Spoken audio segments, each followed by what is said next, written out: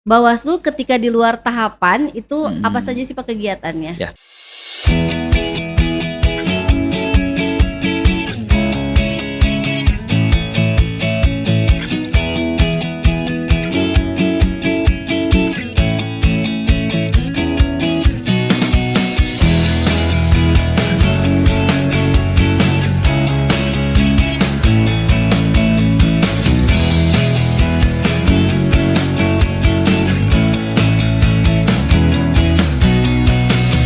Bismillahirrahmanirrahim. Assalamualaikum warahmatullahi wabarakatuh. Waalaikumsalam warahmatullahi wabarakatuh. Sampurasun. Selamat siang teman pemilih. Alhamdulillah pada hari ini kita bisa bertemu lagi dalam podcast Tasik Talk Asik seputar informasi kepemiluan KPU Kota Tasikmalaya. Alhamdulillah saya Laisa Dera bisa menjadi host dalam kegiatan podcast dengan judul kolaborasi KPU dan Bawaslu dalam peningkatan partisipasi masyarakat di pemilu dan pilkada di Kota Tasikmalaya. Pada hari ini saya kedatangan tamu dari Bawaslu Kota Tasikmalaya. Alhamdulillah telah hadir Bapak Enceng sebagai anggota Bawaslu Divisi Pencegahan, Partisipasi Masyarakat dan Hubungan Masyarakat. Selamat siang Pak Enceng. Siang, hatur nuhun Ibu. Hatur nuhun. Terima kasih Bapak sudah Sami-sami. datang berkenan hadir di sini. Terima Sami-sami, kasih ya. Bapak gimana kabarnya Pak? Alhamdulillah baik, Oke. baik Bu. Bapak sebelum ke tema kita, mungkin alangkah baiknya kita perkenalan dulu ya Baik, Pak ya, karena mungkin ada beberapa yang belum mengenal Bapak ya atau Betul. belum terlalu mengenal gitu Ya, ya Pak ya gitu ya. Mungkin yang lain sudah pada tahu sih, Betul. tapi ada mungkin satu dua yang belum Ya, mengenal. betul. Maka alangkah baiknya mungkin perkenalan dulu, mungkin Baik. dari pendidikan Bapak juga dari mana, ya. kemudian pengalaman Bapak di kepemiluan Ya. ini. Silakan Bapak. Terima kasih Bu Laisa Dera atas kesempatannya. Tentu kami ucapkan terima kasih kepada KPU Kota Tasikmalaya. Perkenalkan saya Enceng Fuad Syukron, anggota Bawaslu Kota Tasikmalaya selaku Koordinator Divisi Pencegahan, Parmas dan Hubungan Masyarakat. Alhamdulillah ini juga dipercaya di periode kedua Bawaslu Kota Tasikmalaya. Kemudian pengalaman di kepemiluan justru sejak 2018 itulah Bu. Saya pengalaman di kepemiluan ya, walaupun di 2011 pernah juga sebagai pemantau di pilkada kalau nggak salah ya, pilkada kepala daerah yang ada di daerah istimewa Yogyakarta pada saat itu. Itu mungkin Bu Luar pengalaman biasa saya. ya pengalamannya sudah jauh banget Alhamdulillah. ya Pak ya. Ya kebetulan kuliah di sana sih Bu, kuliahnya di sana jadi sekalian berkuliah, kemudian ya kita belajar tentang kepemiluan, intinya tentang politik, kemudian juga hukum dan sebagainya, ya belajar sambil jalan-jalan lah mungkin Bu, karena mungkin posisinya sedang ada di Jogja pada saat itu. Oh siap, berarti Bapak kuliahnya di Jogja ya. Jogja ya, insya Jauh Allah Jogja. sekali ya, tapi asli Tasik Pak. Asli Tasik, namanya juga Enceng, asli Tasik. asli Tasik. Asli Tasik. Kalau rumah di mana Pak? Rumah di Kecamatan Kawalu. Oh di Kecamatan iya, Kawalu iya. ya. Berarti alhamdulillah sekarang udah 2 periode ya Pak ya. Alhamdulillah, Luar biasa. insya Allah. Selanjutnya mau melanjutkan ke Iya, provinsi nanti lihatlah. atau Lihat situasi mungkin. Oke Bapak. Insya Allah. Bapak boleh menceritakan kemarin pengalaman Ya, ya, betul. pengalaman di pilkada dan di pemilu Pemilu. kemarin. Apakah ada hal-hal yang menarik atau yang unik gitu ketika pengawasan kemarin? Ya tentu hal-hal menarik dan yang uniknya juga tentu kami banyak mengalami di pemilu dan pilkada kemarin.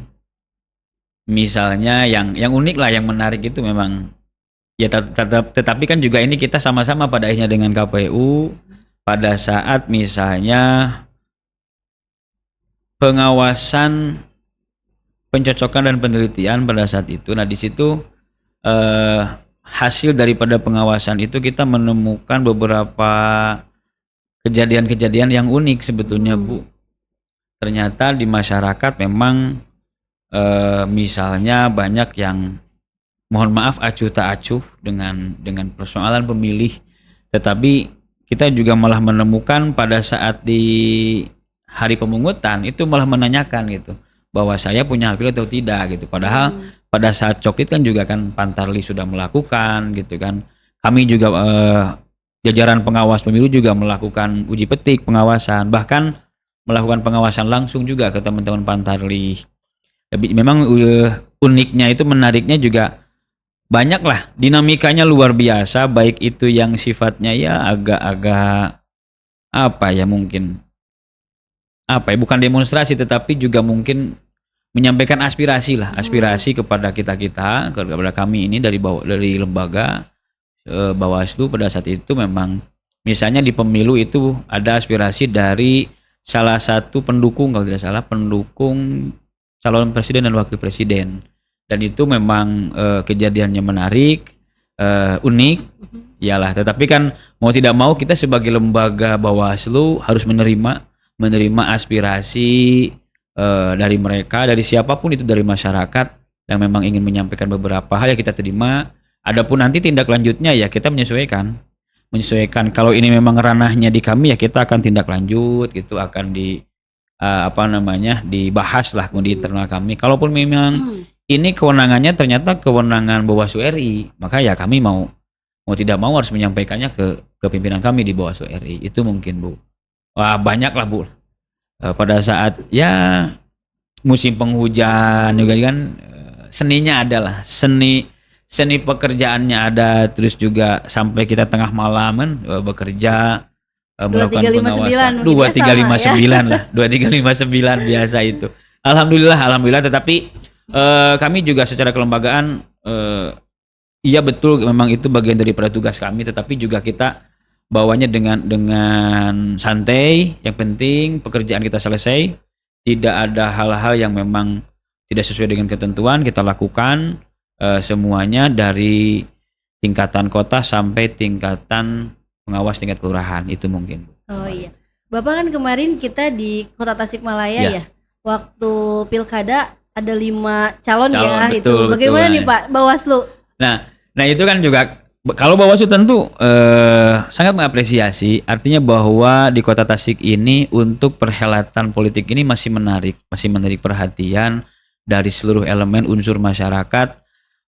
Kejadian kemarin misalnya di pilkada ada 5 pasangan calon, yang mau tidak mau kita tentu yang pertama mengapresiasi, yang kedua kita langsung melakukan koordinasi dengan eksternal, baik itu dengan kepolisian maupun juga dengan pemerintahan kota, begitupun juga dengan KPU, karena mau tidak mau harus ada yang diantisipasi, karena kebetulan Bawaslu ini kan menyusun indeks kerawanan ya, pemilu maupun juga pilkada. Nah, hasil daripada IKP itu kan untuk dijadikan strategi kami dalam pengawasan, yang salah satunya adalah koordinasi dengan unsur-unsur pemerintahan, kemudian juga Forkopimda, kepolisian, TNI dan sebagainya. Ya alhamdulillah kemarin dengan 5 pasangan calon itu juga lumayan, dinamikanya lumayan ya. Kita mau tidak mau, karena ini juga suara dari masyarakat, suara rakyat, ya mau tidak mau kita apresiasi saja lah, tetapi dinamika pengawasannya ya menarik lah, sangat menarik sekali sebetulnya. Betul. Luar biasa ya Pak. Ya, alhamdulillah, tapi peminatnya banyak juga ya, calon pemimpinnya banyak di Kota Tasik ya.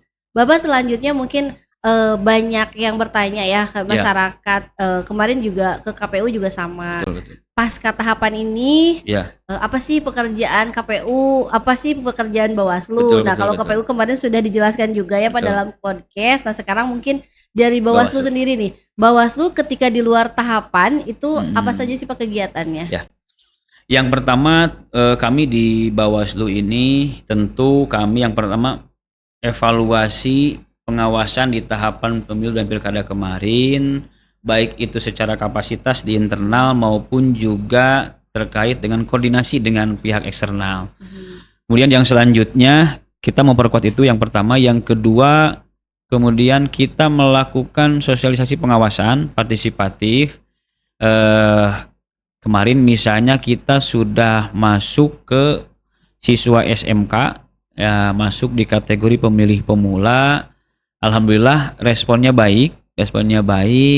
Terus juga andilnya dari siswa juga sebagai pemilih pemula sangat sangat menarik. Bahkan kemarin juga pada saat kita melayangkan sesi tanya jawab, antusiasnya luar biasa. Hampir 10 orang itu ingin menanyakan, tapi karena waktunya pada saat itu ada keterbatasan karena hari Jumat, jadi hanya terakomodir 4 orang penanya pada saat itu. Artinya kita juga akan tetap lanjut. Kemudian yang selanjutnya mudah-mudahan ini yang ketiga ini terkait dengan pengawasan pemutahiran data pemilih.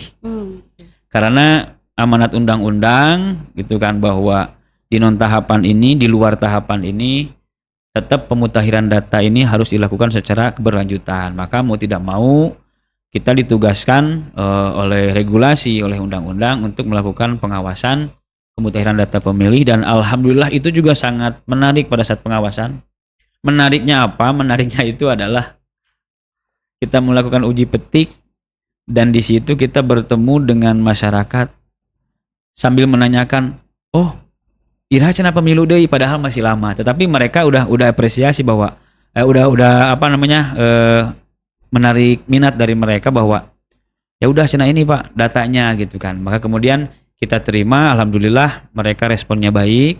Bahkan kita juga mencoba menyarankan ke masyarakat terkait dengan beberapa hal, misalnya administrasi kependudukan.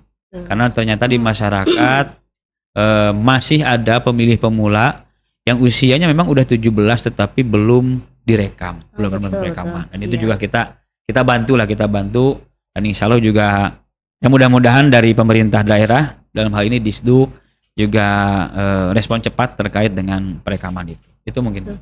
Iya, Bapak luar biasa ya. Alhamdulillah ya Pak, kemarin kita sudah berdiskusi ya Pak ya.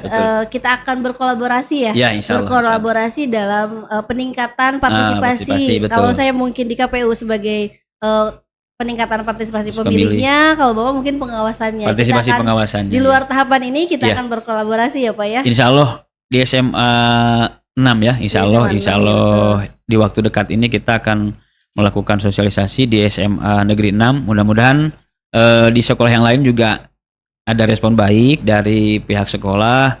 Ya mudah-mudahan ada tindak lanjut. Kita hanya berusaha saja mungkin ikhtiar agar masyarakat peduli akan pemilu betul. Akan adanya demokrasi inilah ya Pak ya.